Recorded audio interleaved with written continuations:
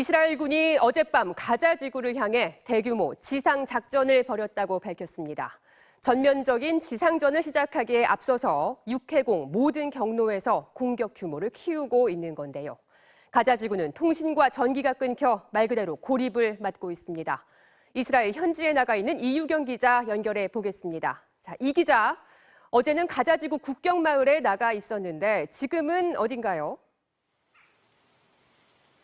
네, 저는 지금 예루살렘으로 이동해 취재를 이어가고 있습니다. 제 뒤편으로 보이시는 곳이 예루살렘 주민들의 거주 지역인데요. 시청자분들이 보시기에 왼편은 유대인, 그리고 오른편은 아랍인들이 거주하는 지역인데 건물의 크기나 색상 등이 미묘하게 다른 걸 보실 수 있습니다. 이처럼 예루살렘에는 여러 배경의 주민들이 섞여 거주하고 있지만 비교적 평온을 유지하고 있는데요. 하지만 어제까지 저희가 있었던 가자지구의 국경마을 스데롯은 상황이 긴박했습니다. 낮 시간에도 폭격음이 계속 들려서 대피를 해야 했는데요. 이런 폭격은 밤까지 큰 규모로 이어졌습니다. 그렇군요. 이스라엘군은 어제 밤부터 새벽까지 가자지구 공격을 이어갔습니다. 특히 지난 밤은 전쟁 시작 이후 최대 규모의 지상작전이었다고요.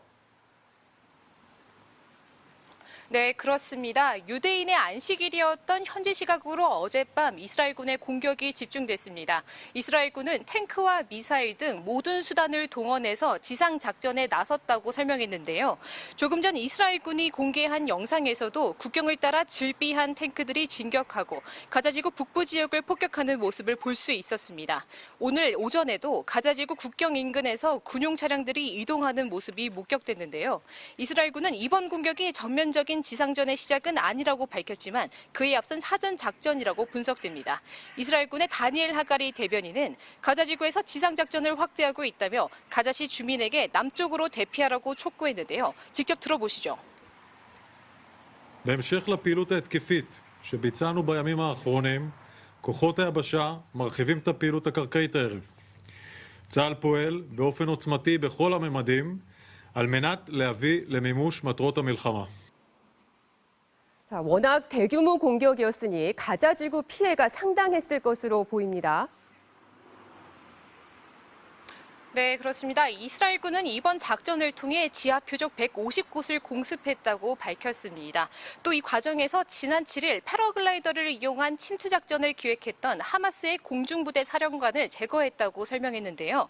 이번 대규모 공격으로 가자지구 전역에 인터넷과 통신이 두절된 것으로 알려졌습니다. 외신들도 가자지구 안과 연락이 일시적으로 끊겼다고 보도했고요. 이렇게 지하시설과 통신 설비를 공격한 것도 지상전을 위한 준비로 보입니다. 하마스 측은 지상전이 시작되면 이스라엘 병사들의 시신이 가자 땅에 삼켜질 것이라 경고하고 나섰습니다. 이스라엘 예루살렘에서 MBC 뉴스 이유경입니다. 대한항공과 아시아나가 합병을 추진한 지 만 3년이 되어 갑니다.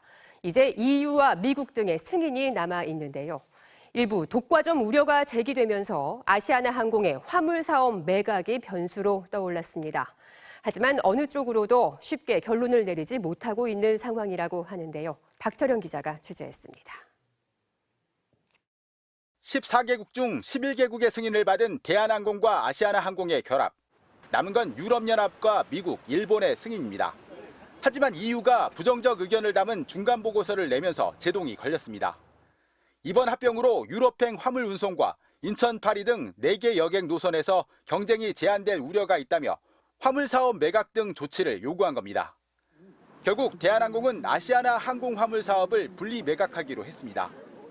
하지만 당장 아시아나 이사회 승인 여부가 불투명합니다. 매각엔 4명 이상의 동의가 필요한데 이사회 구성원 6명 중 4명이 채권단의 영향을 받지 않는 사회이사입니다. 화물 사업을 그냥 포기할 경우 향후 배임 등 문제가 될 여지가 있다 보니 쉽게 결론을 내리지 못하는 걸로 알려졌습니다. 아시아나 노조 측은 화물 사업 분리 매각 시 고용 유지가 불가능하다며 반발하고 있습니다. 화물을 매각하면 비행기가 11대가 줄어들거든요. 없어지게 되거든요. 이런 식으로 다 운수권 다 반납하면서 항공기도 줄여가면서 그 고용이 계속 유지될 수는 없다는 거죠. 아시아나 항공은 작년과 재작년 코로나 여파로 여객 운송에서 큰 타격을 입었지만 화물 운송에선 1조 3천억 원 가까운 영업이익을 거둔 바 있습니다. 반면 산업은행 등 채권단 측에선 합병 무산 시 3조 6천억 원에 달하는 공적 자금 회수도 어렵다는 점을 내세우고 있습니다. 국민의 혈세 또는 공적 자금이 얼마나 들어갈지 알 수 없는 상황입니다. 그래서 아시아나 이사회가 합리적인 결정을 할 것으로 생각하고 있습니다.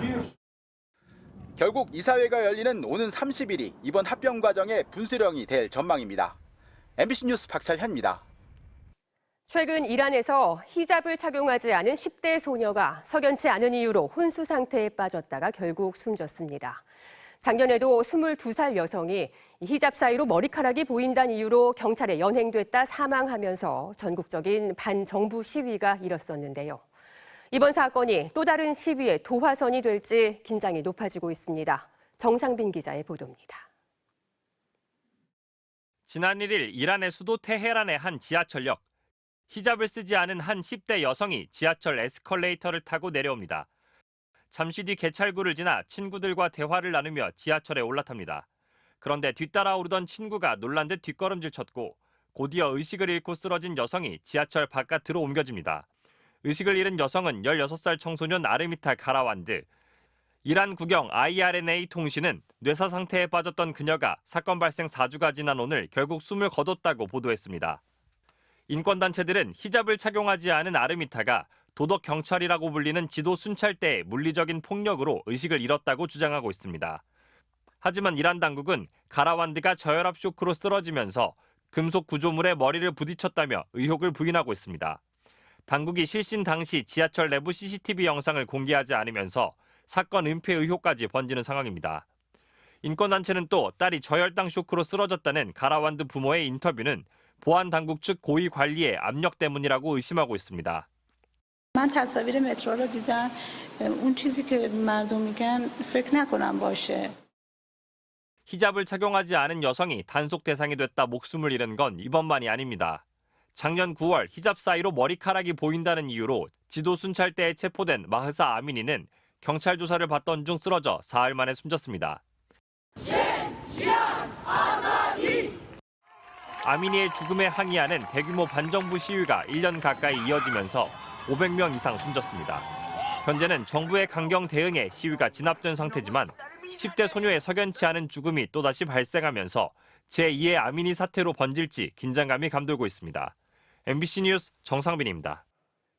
마약 투약 혐의를 받고 있는 배우 이선균 씨가 피의자 신분으로 경찰에 출석했습니다. 카메라 앞에서 수차례 허리를 숙인 뒤 경찰서 안으로 들어갔는데 피의자 신문 없이 1시간 만에 나왔습니다. 경찰은 오늘 확보한 이 씨의 머리카락과 소변으로 정밀 조사를 의뢰할 예정입니다. 유서영 기자입니다. 대마 등 마약 투약 혐의를 받고 있는 배우 이선균 씨가 첫 경찰 조사를 받기 위해 출석했습니다. 이런 불미스러운 일에 연루되어서 많은 분들께 큰 실망감을 준 점 진심으로 사과드립니다. 죄송합니다.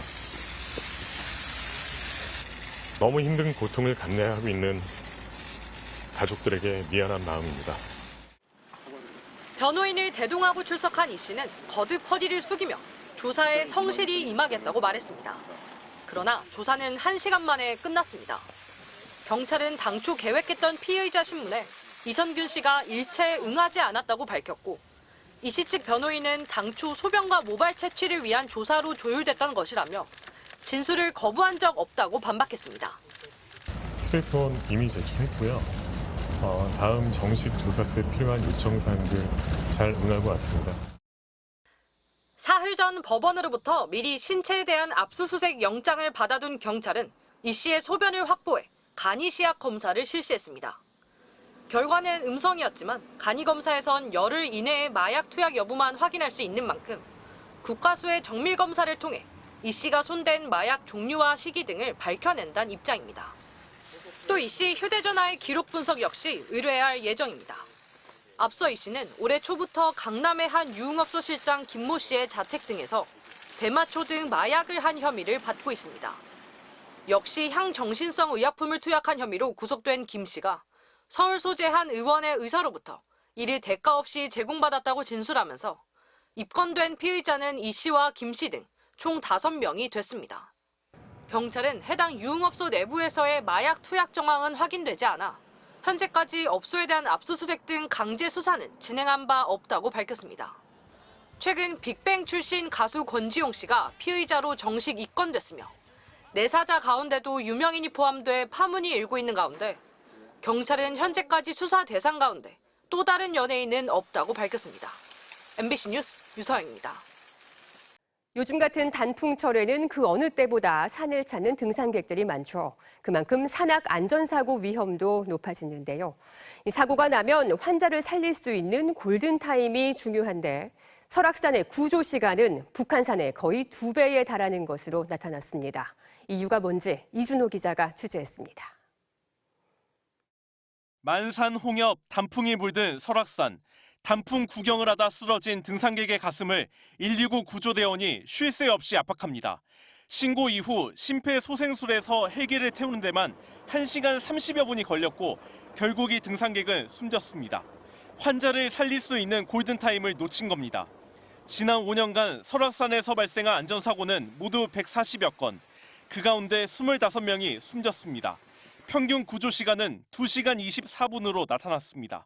119 구조대가 산 입구에서 출동하다 보니 적지 않은 시간이 소요되기 때문입니다. 대청봉을 기준으로 해서 산행을 하신다고 해도 최소 8시간 이상 소요가 되거든요. 현장까지 가는데 아무리 빨리 가도 적게는 2-3시간에서 많게는 4-5시간 이상을 걸어 올라가야. 반면 북한산 국립공원은 사정이 다릅니다.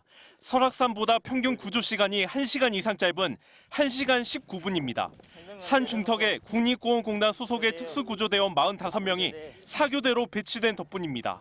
사고가 자주 발생되는 지역의 주요 거점에 특수산악구조대가 배치되어 소방대원들보다는 저희들이 현장에 먼저 위치해 있기 때문에 그 신속한 출동이 가능하고요. 이렇게 국립공원공단 소속의 특수구조대가 산 위쪽에 배치된 곳은 북한산뿐입니다. 이 때문에 해발 고도가 높고 산세가 엄한 설악산 등에 인력을 효율적으로 배치해야 한다는 주장이 나옵니다. 고고도 고위험 지역에서 안전사고 발생 시 중상의 위협이 높은 만큼 설악산 같은 고위험 국립공원에 충분한 수위 특수구조대를 배치하여 관건은 예산 확보입니다. 국립공원공단은 2020년부터 많은 노력을 기울였지만 특수구조대 인력 확충을 위한 예산을 제대로 확보하지 못했다고 밝혔습니다.